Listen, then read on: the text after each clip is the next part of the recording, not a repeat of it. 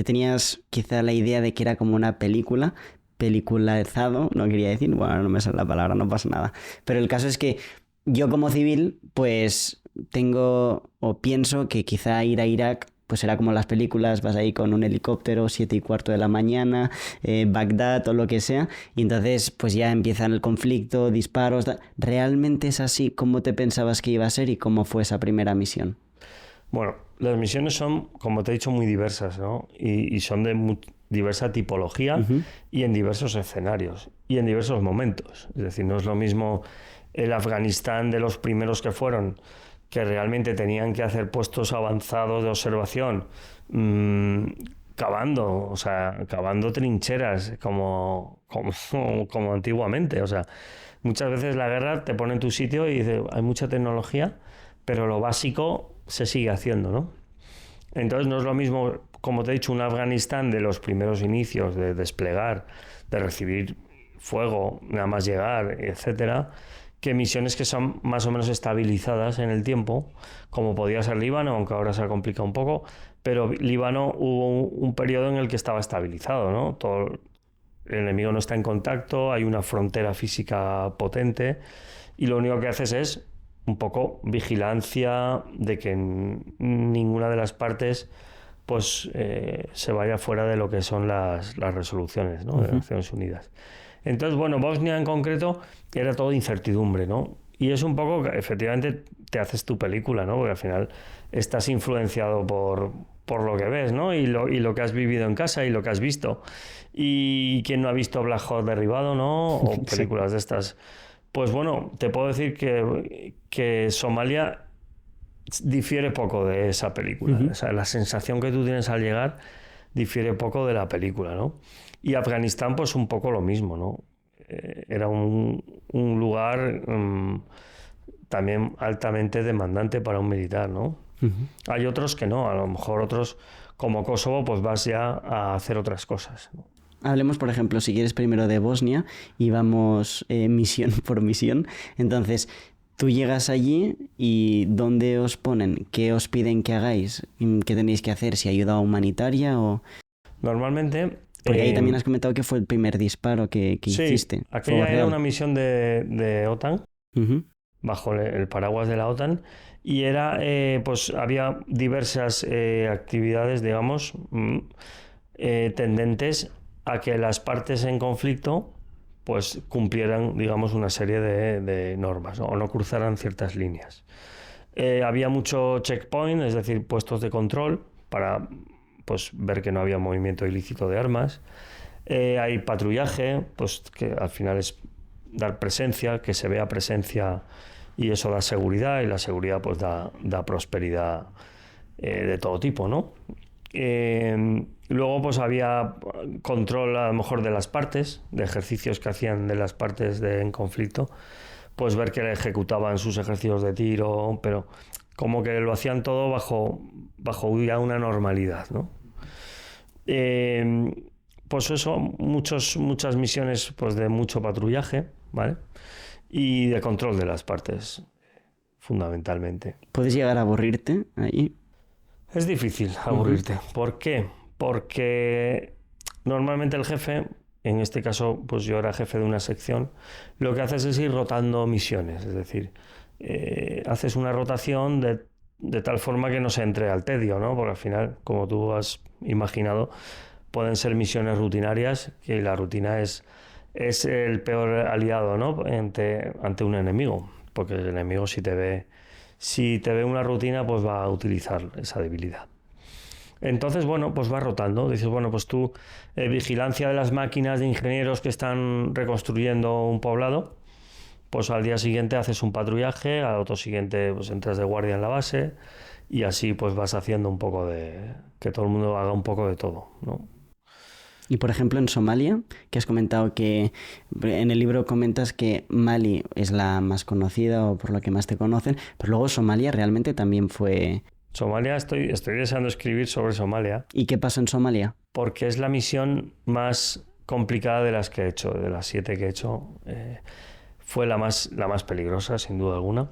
Era una misión de entrenamiento de la Unión Europea Yo era el jefe de los entrenadores y a la vez era mentor del jefe del campo de entrenamiento, ¿no? Entonces, cuando llegué, aquello no era un campo de entrenamiento, aquello era un campo de refugiados, una mezcolanza de, pues allí había familias, había niños, había supuestos terroristas, nadie vestía el uniforme militar, alguno, esporádicamente. En fin, había un ambiente que era imposible hacer entrenamiento allí. Y entonces fue una decisión más bien de política europea, vamos a decir, ¿no? Porque se estaban invirtiendo muchos fondos en que se hiciera el entrenamiento en Somalia, porque hasta ahora se hacía en Uganda, en el país vecino. Durante las misiones de entrenamiento tienen por base que se hacen en un país seguro, porque si no, no puedes entrenar, ¿no? Y ahí se dio un paso acelerado de decir, no, vamos a pasar a Somalia y ya entrenamos en Somalia, ¿no? Porque evidentemente vende más, ¿no? Es decir, no, ya estamos en Somalia, ya estamos entrenando a batallones somalíes que se van a enfrentar a las milicias de Al-Shabaab y tal.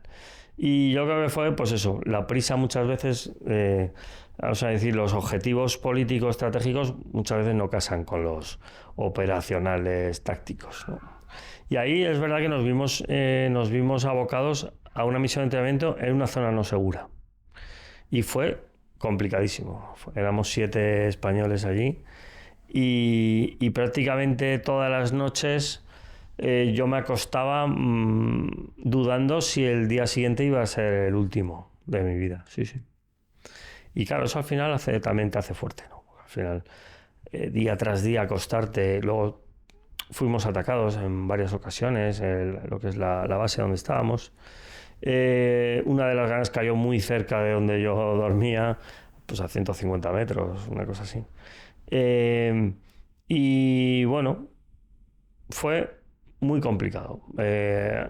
Había motines dentro de la base de entrenamiento, porque al final, pues eso, o no les pagaban, o en fin, era muy complejo ese ambiente. ¿Y cómo 7 españoles coordinabais todo? Bueno, en este tipo de misiones, vamos a decir que es como una torre de Babel. Cada país aporta unas capacidades. Entonces, en concreto no recuerdo cuántos éramos, pero seríamos originarios de 17, 18 países. Entonces, cada uno cubre un puesto. En este caso, España, pues al final hay una serie de conferencias en las cuales se reparten los puestos y España pues optaría y cubriría 7. En este caso, uno de los míos, pues estábamos bastantes más, ¿no? La seguridad en esa misión estaba a cargo de los italianos, que eran quienes lideraban. Siempre hay una nación líder, vamos a decir, que lidera la misión. Y en este caso Italia, como pues tenía antiguas influencias en Somalia, pues era quien más carne en el asador ponía en cuanto a poner fuerzas y poner material, ¿no? Y bueno, como te digo, el centro de entrenamiento estaba a 1,5 kilómetros de la base, del aeropuerto, que era la zona segura. Y ese 1,5 kilómetros era, pues eso, era un infierno. Nos levantábamos a eso de las 6 de la mañana para empezar a equiparnos, había que ir muy, muy protegido, ¿no? Y muchos días a las 7:30 pues venía la orden de que no se hacía el entrenamiento, pues porque se había visto alguna milicia moverse o había algún artefacto sospechoso de ser artefacto. Y con lo cual a las 7:30 te volvías y a intentar que ellos vinieran, los instructores o los jefes, para seguir enseñándoles cómo manejar un campo de entrenamiento. Y muchos días venían y otros días no. En fin, al final, poco a poco se fue sembrando esa semilla que creo que sembramos, ¿no? Porque al final, como antes has dicho, con la analogía esa de quien salva a un niño salva a la humanidad, pues siempre tienes la sensación de que, o la doble sensación de decir, no estoy haciendo nada, estoy aquí, he perdido 6, 7 meses de mi vida y esto no va a valer para nada, pero yo soy siempre de la idea de que alguna semilla de las que plantamos germina. Y todo el esfuerzo merece la pena si has conseguido, pues eso, convencer a 2, 3 instructores a cómo se hacen las cosas, ¿no? Porque luego también luchamos en estos sitios contra las mentalidades. O sea, ir con mentalidad europea o democrática a un país que lleva 40, 50 años de desgobierno y es el país más corrupto del mundo en el ranking desde hacía décadas. Intentar tú allí explicarles el sentido de la propiedad, el que no se pueden llevar de los colchones que te doy, que no. Yo me acuerdo que les dábamos colchones, ¿no? Y al rato pues salían con los colchones por la puerta hacia sus casas. Y claro, si es que nadie les ha explicado que eso es propiedad del Estado, vamos a decir, y que los tienen en usufructo mientras están entrenando. Cuando vengan otros entrenadores, ese colchón será suyo. Pero ellos cogían el colchón y decían, no, colchón, en mi casa no hay, pues me lo llevo, ¿no? Y ese esfuerzo de intentar explicarles poco a poco el tema de, pues eso, muchas cosas, desde lo básico. Yo disfruté mucho, fue muy enriquecedor.